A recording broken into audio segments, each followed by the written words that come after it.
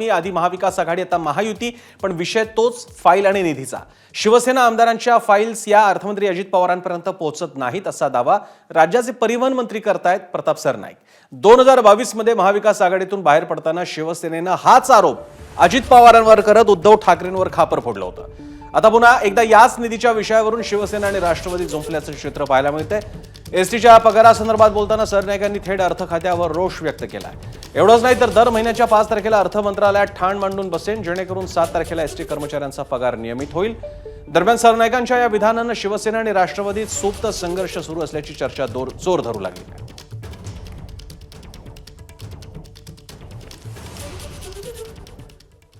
ST महामंडळाच्या नव्या अध्यक्षपदाची सूत्र परिवहन मंत्री प्रताप सरनाईक यांनी आज हातात घेतली आणि या पहिल्याच दिवशी राजशिष्टाचार मोडून ते अर्थ खात्याच्या प्रधान सचिवांना भेटायला गेले.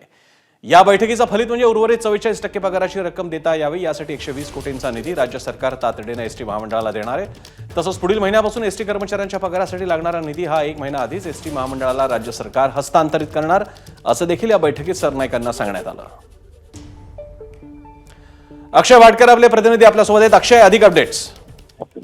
प्रसन्न त्यावेळापूर्वी आपलं प्रताप सरनाईक यांच्याशी बोलणं झालं आणि त्यांनी सौरभ विजय जे एसटी महामंडळाच्या आपल्या वित्त विभागाचे प्रधान सचिव आहेत सौरभ विजय यांच्याशी त्यांनी एक बैठक घेतली आणि या बैठकीमध्ये महत्त्वाचा निर्णय झालेला आहे. म्हणजे 120 कोटी जे महत्वाचे आहेत, उर्वरित जो 44% पगार आहे तो देण्यासाठी, तर ते 120 कोटी रुपये ताबडतोब राज्य सरकार जे आहे ते एसटी महामंडळाकडे हस्तांतरित करणार आहे. आणि एकूणच सगळ्यात महत्वाचा विषय जो प्रताप सरनाईक यांनी मांडला होता, दर महिन्याला हा प्रॉब्लेम होऊ नये पगाराचा, यासाठी एक महत्त्वाचा निर्णय घेतला गेला. तो म्हणजे प्रत्येक महिन्याला, म्हणजे जर मे महिन्याचा पगार द्यायचा असेल तर मे महिन्याचे जे पगाराचे पैसे आहेत जे राज्य सरकारला एसटी महामंडळाला द्यायचे आहेत ते पैसे हे एप्रिल महिन्यातच राज्य सरकारकडून एसटी महामंडळाला हस्तांतरित केले जाणार आहेत. अशा प्रकारे प्रत्येक महिन्यामध्ये 1 महिना आधीच कर्मचाऱ्यांचा पगार हा एसटी महामंडळाकडे असणार आहे. त्याच्यामुळे प्रत्येक महिन्यात आता निधीची कमतरता पडू नये यासाठी हा महत्त्वाचा निर्णय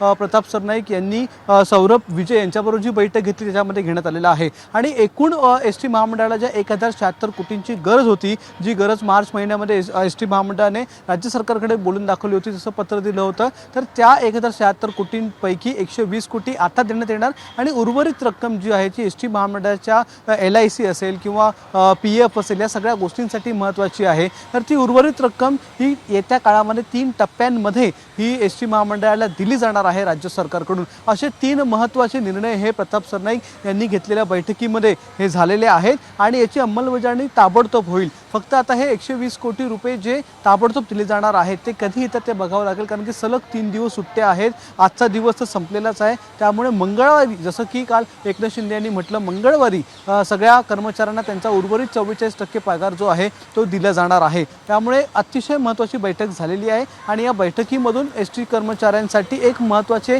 निर्णय झाले. अतिशय महत्त्वाची अपडेट आणि याच्यामुळे सगळ्या एसटी कर्मचाऱ्यांना मोठा दिलासा मिळाला आहे. धन्यवाद अक्षय.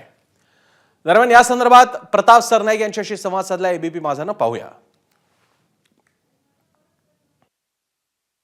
दोन्ही मंत्री महोदय सकारात्मक आहेत, पण अधिकारी जर ऐकत नसतील तर ऐकावं लागेल. शेवटी आम्ही सरकार आहे हो. अधिकारी ऐकत नसेल म्हणजे काय झालं? वस्तुस्थिती अर्थमंत्र्यांच्या कानापर्यंत त्यांनी नेली पाहिजे, त्यांना कानावर घातली पाहिजे. बाकीचा खर्च आम्ही जर करू शकतो तर ह्या एसटी कामगारांचा पगाराचा पैसा आम्ही इतरत्र खर्च करून चालणार नाही. ते पगारचे पैसे आम्हाला वेळेवर मिळायलाच हवे. आज अध्यक्षपदाची सूत्र सांभाळली, काही महिन्यांपूर्वी तुम्ही मंत्री झालात. मगाशी तुम्ही एक आठवण करून दिली की मी देखील डोंबिवली स्टेशनच्या बाहेर वडापाव वगैरे किंवा अंडापाव वगैरे अंडाभुर्जी रिक्षा चालवलेली आहे, तिथून मी इथपर्यंत पोहोचलो. हा जो मधला प्रवास आहे, मधला जो संघर्ष आहे, तो संघर्ष बघता आणि आजचं हे संघर्ष केल्याशिवाय काही मिळत नाही. प्रत्येकाच्या आयुष्यामध्ये हे संघर्ष असतो. आणि मी काय झालं, तो विषय होता की जे आमचे रिक्षावाले आहेत किंवा 4 व्हीलर टॅक्सीवाले आहेत ते असं म्हणतात की ई-बाईक टॅक्सीमुळे आमच्या धंद्यावर विपरीत परिणाम होईल, म्हणून मी माझं उदाहरण दिलं की आणि मी असं काय नुसतं 8 तासासाठी रिक्षा चालवली नाही. मी जवळजवळ 8 ते 9 वर्ष, माझं लग्न झालं तेव्हा सुद्धा मी रिक्षा ड्रायव्हर म्हणूनच होतो. माझी पत्नी घरात आली ती रिक्षा ड्रायव्हरची बायको म्हणून आली. ABP माझा, उघडा डोळे बघा नीट.